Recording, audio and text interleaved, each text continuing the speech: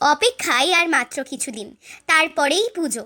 তবে যেন উৎসব শুরু হয়ে যায় প্রায় মহালয়ার সকাল থেকেই। মহালয়ার পূর্ণ প্রভাতে নানা টিভি চ্যানেলগুলোতে সম্প্রচারিত হয় প্রভাতী অনুষ্ঠান।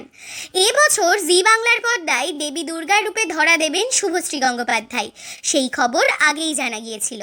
তবে তার সঙ্গে এই চ্যানেলের নানা ধারাবাহিকের নায়িকারাও থাকবেন।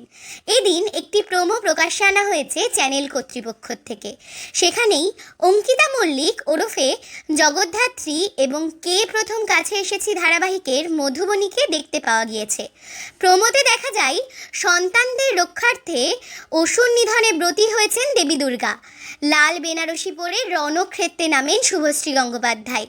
তারই অংশ হিসেবে তৈরি হয় দেবীর 9টি রূপ। আর সেখানেই 3টে রূপে দেখা যায় চ্যানেলের 3 নায়িকাকে। তারকাসুর বধ করার জন্য দেবী শৈলপুত্রী হিসেবে এক ক্ষুদে অভিনেত্রীকে দেখা যায়। দেবী চন্দ্রঘণ্টা হয়ে ধরা দিলেন মধুবনী ওরফে মোহনা মাইতি।